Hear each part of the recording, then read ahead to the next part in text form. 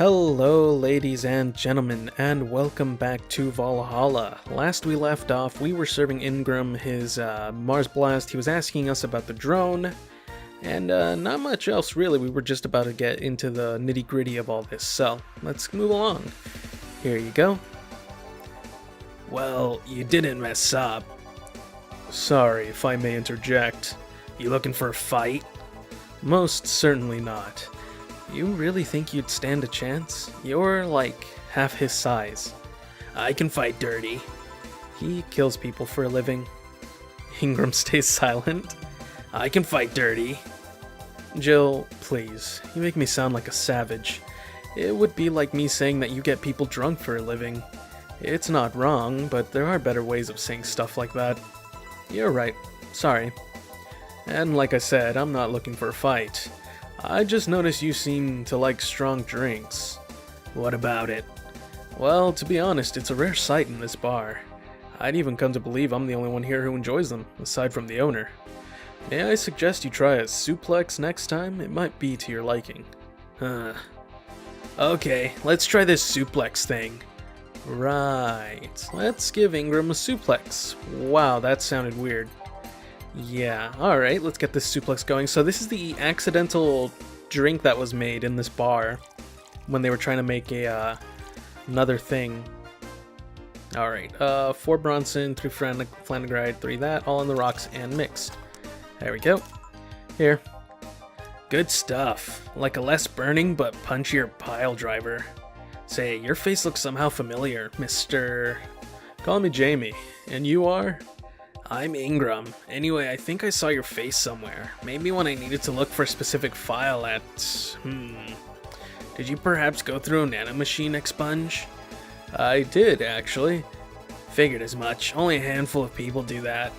And almost all of them are people with nanomachine rejection that feel oddly suicidal. So why go through the whole thing? Rejection? Need to hide something? The second one. It's easier to remain undetected when they have no means to track you or your activity. I see. How does the expunge work? You lie in a pressure chamber and they give you a special IV solution. It causes nanomachine rejection while giving you the antibodies needed to prevent them from getting back in. For 5 hours you're trapped in bed while a horrible pressure builds up in your body and nanomachines are forced out. They're like little needles all over your body. You feel them in your eyes, in your gums, in your toes, everywhere. And after all that, they need to implant you with a mechanism that constantly releases the same antibodies. Ouch. What are you having, Jamie? This is a gut punch. Yeah, should have figured. Hey, give me one of those. Sure, let's give him a gut punch. Again, that didn't sound right. Okay, gut punch, 5 Bronson extract, 1 Flanagride. So it looks like he's hitting it off with Jamie.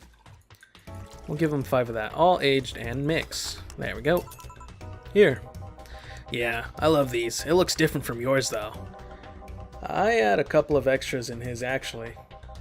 So where's the antibody unit they stuck you with, Jamie? Inside, like all other maintenance systems. It can be troublesome at times, but the perks of not having nanomachines in the body outweigh the cons. And the rest of the enhancements, were you reconstructed or have you been adding them over time? Over time, either by getting a much needed enhancement or through fixing injuries. I see. Well, it was a pleasure, Jamie, but I gotta leave. Nice meeting you, Ingram.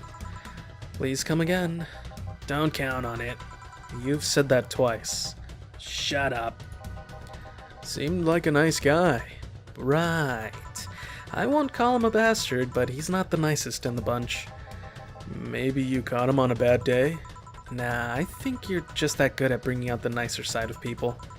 Oddly enough. That guy tires the hell out of me. Someone's in a good mood. Give me a bad touch, will you? That way you'll be in a good mood too. And Jill, of course, laughs. A bad touch for Alma. Let's see here. Bad touch, 2 Bronson extract, 2 powdered delta, 2 Flanagride, and 4 Carmetrine, all on the rocks and mix. There we go. Here. Jill, you have such a pretty sense of humor. Guilty as charged. So, what put you in a good mood? Oh, yeah, that. Today, my sister was supposed to be in court for all the custody proceedings. Of course, not only does she show up later than her husband, and drunk at that, but also dressed like she got fucked in the back of a parking lot. And to top it off, she forgot to even bring her kids. Luckily, my parents brought them to court. The judge assigned the kids to my parents for the time being. So she really messed it up, huh? When they came back to the house and Diana started throwing a temper tantrum, she said it was lucky her husband didn't get the kids because the angst would make her jump onto the highway. So Ava comes and says, "Then make sure it kills you, because we aren't dealing with you as a cripple." I shouldn't reinforce that behavior, but I don't know, maybe it was the timing, but I've been laughing for an hour now. You hold quite the animosity for Diana, don't you? She and I used to be the closest friends when I was 7 or 8. We played all the time, we even slept on the same bed for a while. Then she turned into a teen. We stopped playing. She had other things she wanted to do. I could forgive all of that, I mean, the age difference and all, but there's something in particular I still can't forgive. It was a day she invited her friends to the house, and I went to ask her something. As I was leaving, one of her friends asked if I was her sister, and she said she had no little sisters. Ouch. I think that was the moment that finally broke the pedestal I held her on. I admired her as much as a kid could admire someone, you know?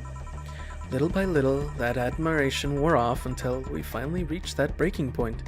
I felt betrayed. And you haven't been able to forgive her after 40 years? Hey, it's not that I still hold a grudge against her, but rather, the Diana who said all those things so many years ago is the same Diana that I know today. How so? She hasn't matured one bit. She still is selfish, childish, and immature as she was back then. When you see her, you don't see an adult. You see an overgrown, horny teen. So aside from destroying any admiration I held for her, she's made sure not to fix that impression. Huh. But enough about me. How are you? Everything's fine, aside from this note. A note?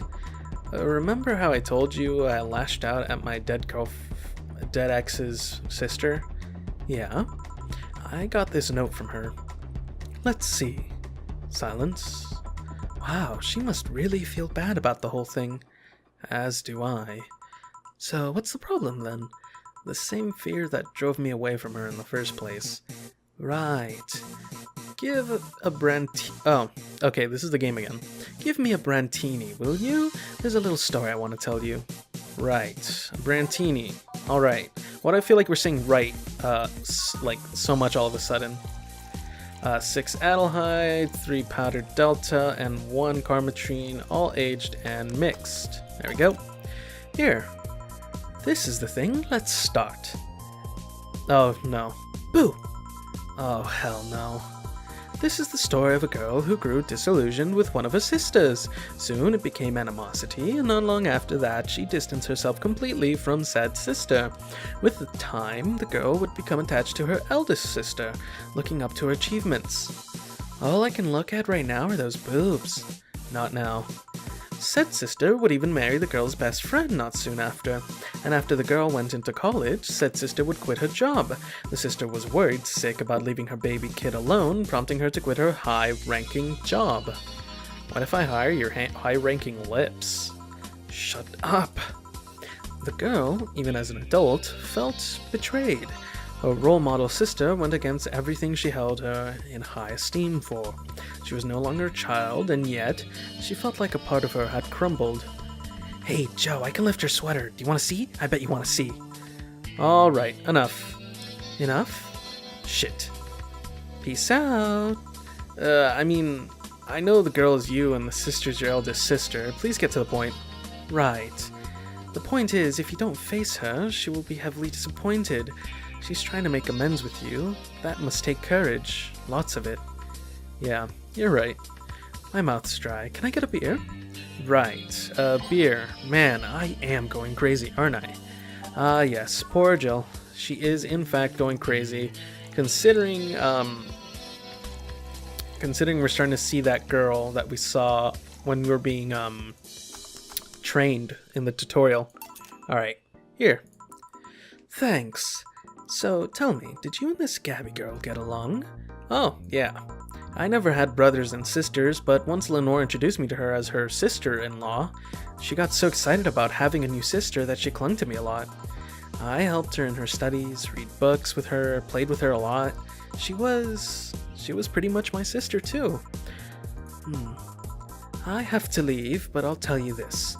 As both a big and little sister, if you don't grant that girl the chance of talking to you, I'll never forgive you. Yeah. Oh, there's a small New Year's party this Saturday if you're interested. Oh, sure, I'll be here. Remember, I won't forgive you. Yeah. I'll go take my break. Alright. What? You were here? Whoa, Bobby! Okay, whatever. I don't know why she goes, "Blah." You were quite absorbed in the conversation just now.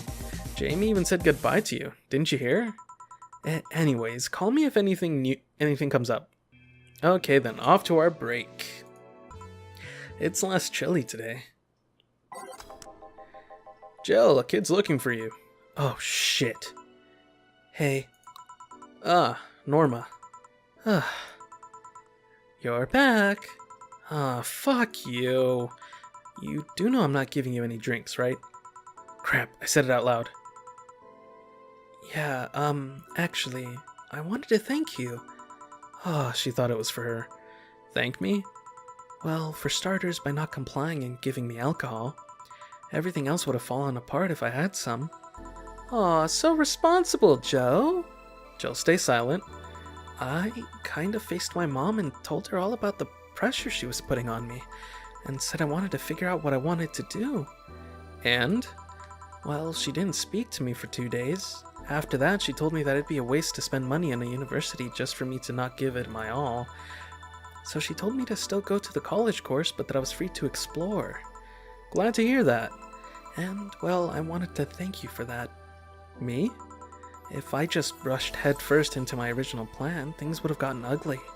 And you were right, I would be hurting her for the sake of hurting. So, thank you. Don't worry about it.